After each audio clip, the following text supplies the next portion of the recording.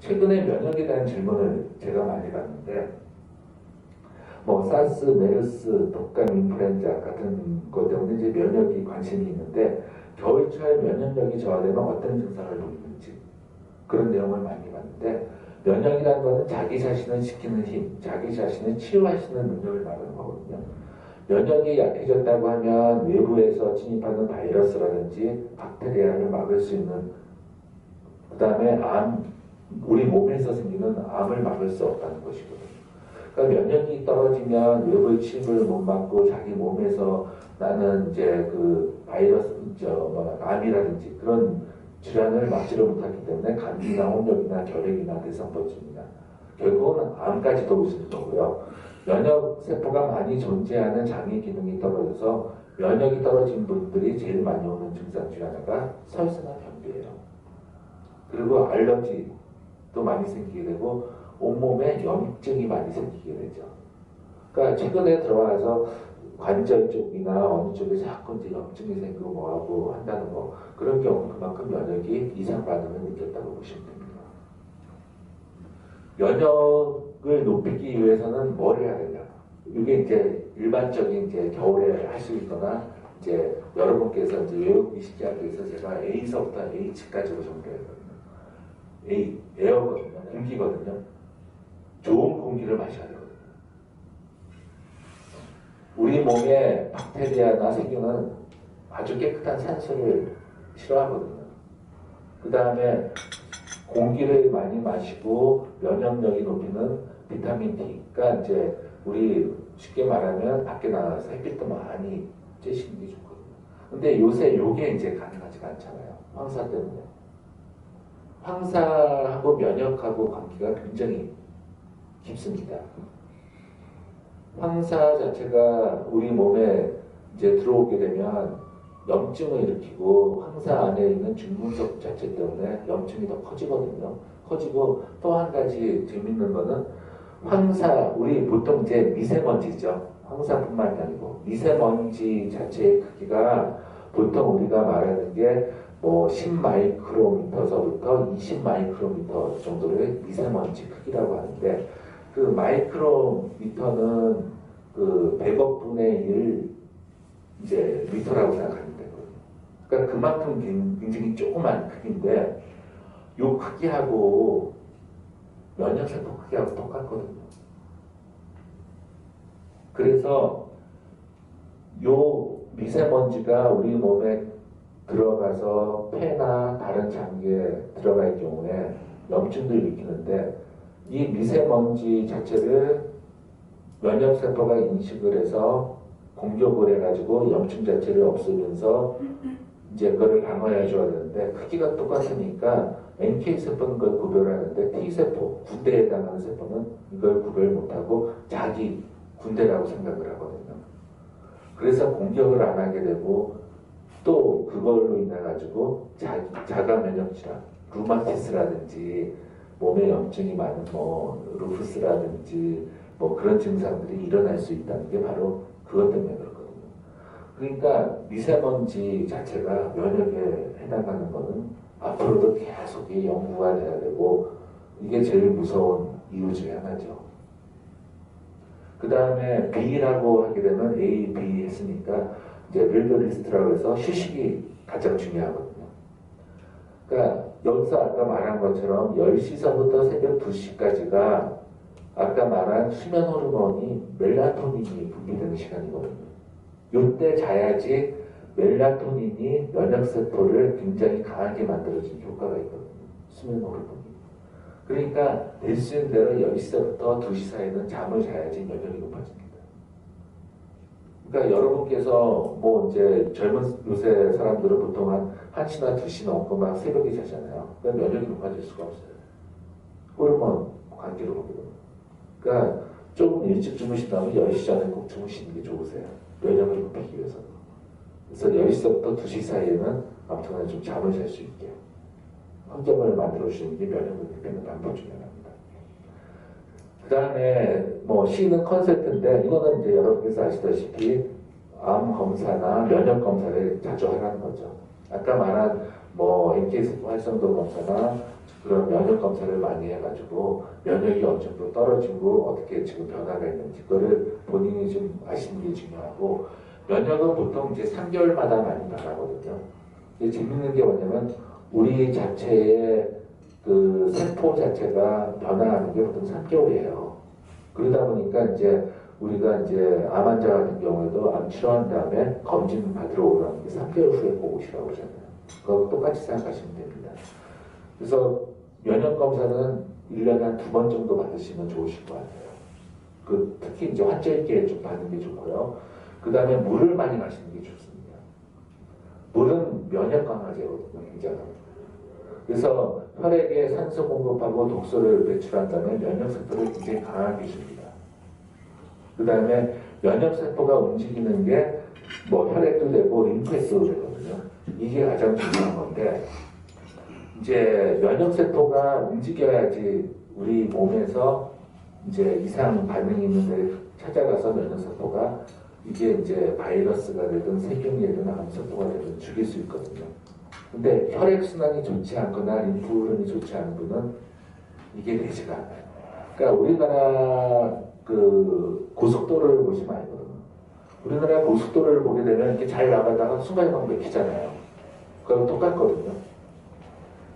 그래서 이제 여러분께서 이제 이걸 생각하시면 아시는데 루마티스나 그 다음에 그런 환자들 보게 되면 관절 쪽에 이제 염증이 생기면서 자가 면역 질환이 되는데 그런 환자들의 뭐 가장 기본적인 원인은 혈액순환이거든요. 그래서 이제 루마티스 환자나 아니면 이제 자꾸 관절염이나 그런 게 있는 분 같은 경우는 자꾸 손을 움직이거나 발이 자꾸 움직여가지고 너무 심한 운동이 아니고 그냥 하게 되면 혈액순환이 좋아지면서 자연히 좀 좋아지거든요. 그게 좋아지기 위해서 우리가 좌욕을 한다든지 반신욕 하는 것도 혈액순환인데 그게 결국은 이제 면역세포의 흐름을 굉장히 좋게 하기 위해서 하는 거라고 생각하시면 됩니다. 그 다음에 운동을 해라. 운동을 하면 체온이 높아지면서 체온이 높아지게 되면 0.5도 높아지면 면역이 30% 이상 증가하거든요. 그러니까 그 면역이 낮으신 분이 오게 되면 저는 항상 이제 발하고 손이 차가운 분들이 많다는 걸 저는 이제 임상으로 많이 알기 때문에 이제 그걸 보게 되면 당연히 이제 그 체온하고 관계가 있죠. 특히 면역이 떨어지면서 체온이 떨어지면서 그런 환자들이 제일 많이 걸리는 게 이제 장 쪽에 폴립 같은 게 많아지고 여자 같은 분들은 이제 자궁 쪽에 폭이 많이 생기거든요. 그러니까 혈액순환하고 면역하고는 관계가 굉장히 깊습니다. 그런데 이거를 좋게 하기 위해서는 이제 약간 그 체온을 높일 필요가 있는데 그러기 위해서는 운동을 해야 되는데 운동도 이제 운동선수들을 대상으로 해서 이제 면역이 어느 정도 좋은지 그걸 체크를 했는데 운동선수들은 면역이 그렇게 좋은 사람이 없습니다.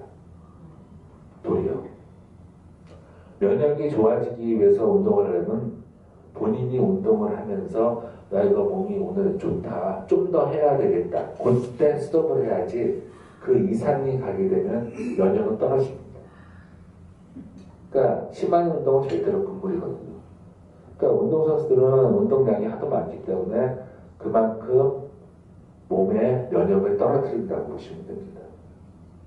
그렇기 때문에 여러분께서도 면역을 높이기 위해서 운동한다고 생각하시면 적당한 운동이지 좀 심하게는 절대로 하시면 안 됩니다.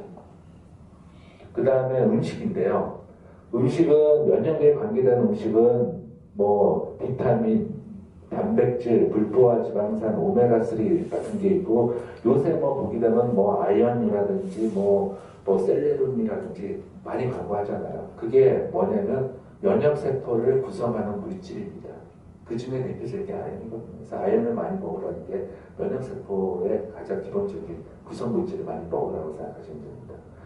그 다음에 체액을 알칼리성으로 만들어주는 신선한 야채, 통과일, 견과류, 그 다음에 식물성 기름, 칼슘, 마그네슘이 풍부하게 좋죠. 알칼리성 식품 중에서 최고가 뭔지 아십니까? 레몬입니다. 그러니까 여러분께서 보기에는 레몬은 시니까 산성이잖아요. 근데 그게 몸에 들어가면 최고의 알칼리성 식품이 되거든요.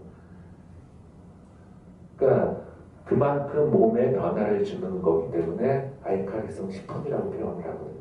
분명히 저기 신거니까 산성인데, 그 다음에 요새 우리가 말하는 이제 그 식초나 그런 거 많이 드시잖아요. 그것도 알칼리성 식품입니다. 몸에 들어가면 굉장히 큰 우리 몸의 알칼리화를 시키는 물질 중에 하나거든요. 그러니까 저는 여러분께서 드시는 것 중에서 홍초 같은 거 드시거나 그 다음에 뭐 레몬 드시거나 그런 게 결국은 몸을 알칼리화 시키면서 몸이 알칼리화가 되게 되면 혈액순환도 좋아지고 면역세포도 활성화되고 하거든요. 그래서 한때 우리가 저기 뭐야 알칼리성 물 해가지고 파는 것도 있었잖아요. 근데 그런 거 같은 경우는 우리 몸에 들어가면 위 자체는 워낙 산이 강하기 때문에 산 자체로 인해서 중화하게 되기 때문에 그거는 별로 도움이 안 됩니다. 그러니까 뭐 레몬이나 뭐 그런 걸 좀 많이 드시는 게 최고의 알칼리성 식품이고 그만큼 혈액순환을 좋게 만들고 우리 몸에 면역세포가 살 수 있는 환경을 많이 만들어주죠. 그리고 제일 좋지 않은 거는 산성으로 만드는 거거든요. 그게 인스턴트 식품이나 가공식품, 패스트푸드. 그 다음에 제일 중요한 게 설탕이죠. 밀가루, 술, 담배, 그 다음에 뭐 청량음료 이런 게 우리 몸에 별로 좋지 않죠. 여러분께서 뭐 요새 방송을 많이 보시면 항상 나오는 말이잖아요. 그 다음에 G는 굿웨이트거든요. 체중을 조절하는 거거든요. 비만 자체는 미국에서는 이제 비만 자체가 병으로 돼 있거든요. 질병 코드에 들어가거든요. 그만큼 비만은 병입니다. 그 다음에 암의 40%는 생활 습관하고 관계 있거든요. 여러분께서 암이 발생하는 것 자체가 암의 유전자 때문에 발생한다고 생각하는 제일 많은 이유가 유전자라고 생각하시는데 전혀 그렇지 않습니다. 암은 생활 습관하고 제일 관계가 높습니다. 그리고 흡연, 음주, 비만 그런 거죠.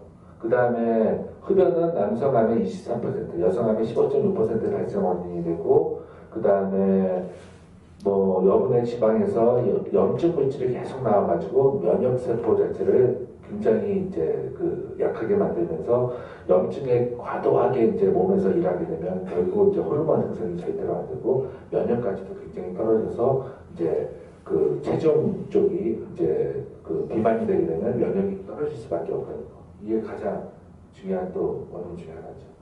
그 다음에 H 가면 희망이거든요. 이게 웃게 되면 면역이 굉장히 높아진다는 건데 이거는 무슨 말이냐면 스트레스가 굉장히 워낙 몸에 면역에 큰 영향을 미치기 때문에 스트레스 호르몬 자체가 면역을 떨어뜨리는 원인 중에 하나거든요. 그러니까 암 자체가 갑자기 6개월 안에 굉장히 뭐 없던 암이 막 생겼다. 그거는 병원에서도 이거 스트레스라고 말하는데 그게 뭐 이제 간단한 말은 아니거든요. 실제로 스트레스 때문에 암이 커질 수도 있고 면역이 떨어지면서 암이 마음대로 몸에서 자랄 수가 있거든요. 그러니까 스트레스 자체를 없애기 위해서는 결국 이제 모든 거를 긍정적으로 생각하는 게 가장 좋은 면역을 높이는 방법 중에 하나입니다.